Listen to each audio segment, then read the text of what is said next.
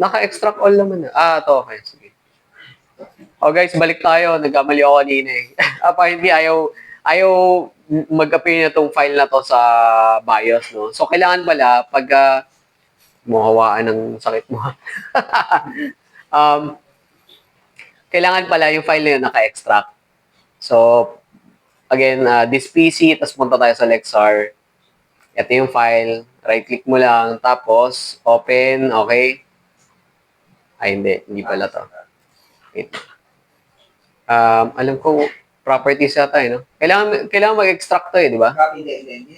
Ay, hindi. Sorry. Nasa ano pala ako, this PC. Balik tayo sa Lexar. Ito na yung Lexar na USB. Oh, ba't wala? Copy mo lang. Copy. Then, baka yung sa Facebook. Dito? Akala ko ganun. Okay, so mali na naman ako, guys. Welcome sa first and last episode ng tutorial natin.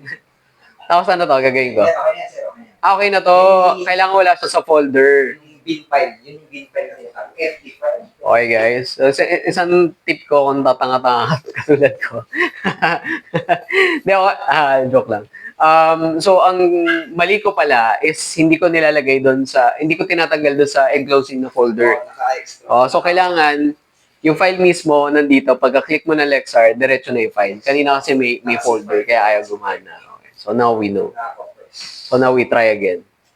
Salamat. Si ano nga pala, si Brother Bogs. Wala lang audio clip eh, hindi ko alam kung maririnig. Pero ano yan, very knowledgeable sa mga repairs, especially kung computers. So, may sira yung mga laptops nyo.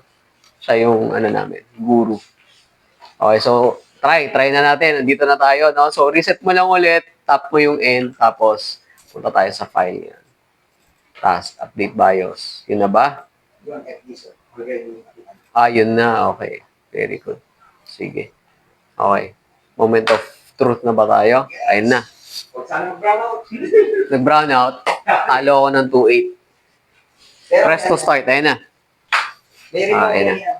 Mabait niya si Gigabyte. So, ganyan lang siya, guys. Mag-update siya. Tapos, we'll see kung after na ito makakapag-Valorant na kami. Pero, that's how you update your BIOS. Alam mo, ang galing ko eh. Pinagtuturo lang sa akin. So, okay lang. Yeah. Sharing na siya. Pwede mo na i-post yan.